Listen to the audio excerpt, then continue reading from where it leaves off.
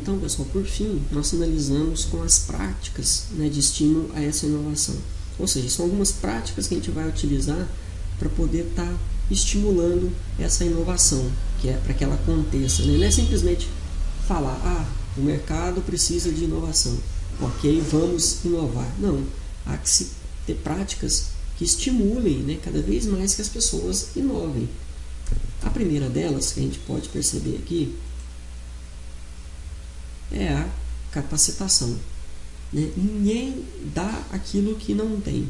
Jamais você vai conseguir inovar aquele processo de produção, inovar algum produto, algum serviço, se você não tem uma capacitação que vai te abrir horizontes, que vai preparar a sua mente para que essas ideias, você consiga filtrar essas ideias. Então a capacitação hoje, ela é de extrema importância. Capacitação no sentido de verificar o mercado, capacitação no sentido de ver as prospecções tecnológicas, conhecer os seus clientes, os seus concorrentes e principalmente conhecer o seu produto, dominar a questão do seu produto. Então a capacitação é de extrema importância.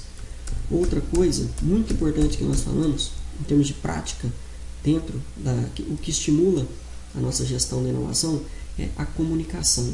Né? A comunicação dentro da empresa, que os setores conversem, que as ideias elas percorram os vários setores. E não simplesmente aqui, eu tenho uma ideia, aqui eu me capacito sozinho, aqui eu penso, aqui eu crio, eu inovo, penso na minha cabeça, mas não há uma comunicação, isso não passa para os outros setores.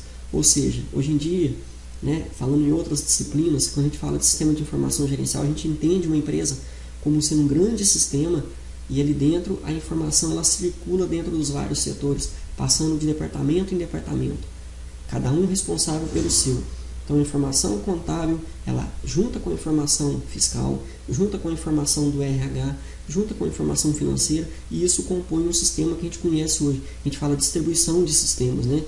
A empresa é um só, mas os departamentos são distribuídos, e aqui também.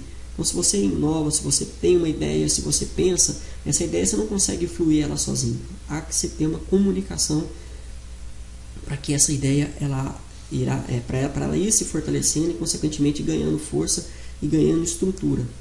Além da comunicação, nós também falamos sobre o trabalho em equipe.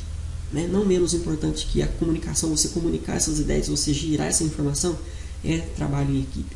Hoje em dia não existe criar um produto, não existe criar um processo, ou melhorar um produto, ou melhorar um processo ou um serviço, e que, igual eu acabei de falar, que ele não atinja todas as áreas da empresa. Está tudo interligado, né? Não existe um financeiro sem um fiscal, não existe um fiscal sem um RH, não existe um RH sem um chão de fábrica. Então, assim, todos os departamentos, e nenhum desses existe se não existe o venda, né? Ou seja, e nem o compras, que está antes e o outro está depois. Então, o trabalho em equipe ele é essencial. As ideias, elas fluem nas cabeças individualmente, mas dali para frente a ideia tem que ser dividida e trabalhada em equipe. E é aí que se fortalece. Ninguém constrói nada sozinho. E além do trabalho em equipe, a questão da liderança. Né? Lidar com pessoas não é muito fácil. Vocês tiveram disciplinas aí que falaram sobre gestão de liderança, entre outras coisas, e a gente percebe o quão importante. Né? As pessoas não são máquinas. As pessoas não simplesmente cumprem ordem. Faça isso ou faça aquilo, deixe de fazer isso ou deixe de fazer aquilo. Né? A liderança, ela vem para quê? Para gerir as pessoas, que, como nós estudamos aí vários conceitos, tanto nas escolas administradoras, quanto na própria gestão da coisa, que a gente estuda em engenharia de produção, né? Gerir pessoas não é fácil.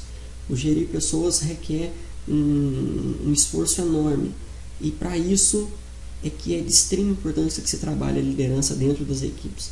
Nós falamos que tem que ter a comunicação, né, que essas ideias têm que fluir dentro da empresa, passando por vários setores. O trabalho em equipe, ele só vai acontecer de fato se ele for realmente trabalhar em equipe. Essas ideias só vão fluir se trabalhar em equipe. Mas se não tiver liderança para poder gerir essas pessoas, cada um depois se perde no seu próprio ego, nas suas próprias limitações, e aí os conflitos eles aparecem e o projeto cai por terra, e toda aquela inovação que a gente está trabalhando, que a gente está entendendo desde o início da nossa disciplina, né, ele cai por terra. E aí, por fim, nós temos outras práticas, né, além dessas 4 aí que a gente fala. Então, ouvir clientes, isso é de extrema importância, né? Nada mais importante do que ouvir o cliente, aquilo que ele quer, aquilo que ele recebe e aquilo que ele acha. Às vezes a visão da pessoa, do patrão, do funcionário, ela é totalmente diferente do cliente, que ele está isento de certas variáveis ali que envolvem o mundo empresarial, e ele pode expressar a opinião dele de uma visão totalmente diferente. Então, ouvir o cliente hoje em dia é de extrema importância. Ouvir esse canal. Tanto é que tantas empresas hoje trabalham nessa questão aí de criar canais de comunicação com o cliente, justamente para poder ter esse feedback aí daquilo que é interessante para o cliente. Afinal de contas, né, tudo gira em torno do cliente. Então, nada mais importante do que ouvir o feedback do próprio cliente. Trabalho em rede, nós já falamos, ninguém inova sozinho. Capacitação dos funcionários, nós também já falamos. Ter uma estrutura organizacional adequada, ou seja, toda a estrutura, para ela inovar, para ela crescer, para ela modificar, ela tem que ter uma organização adequada para isso, né? Você não consegue, você até pode pensar, inovar, podia fazer assim, podia fazer assado, mas se você não tem uma estrutura que vai te dar aporte, a ideia cai por terra e ela vai acabar morrendo.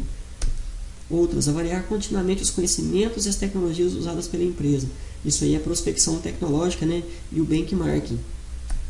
Outra, criar um programa formal de incentivo e recompensa por ideias geradoras de inovação.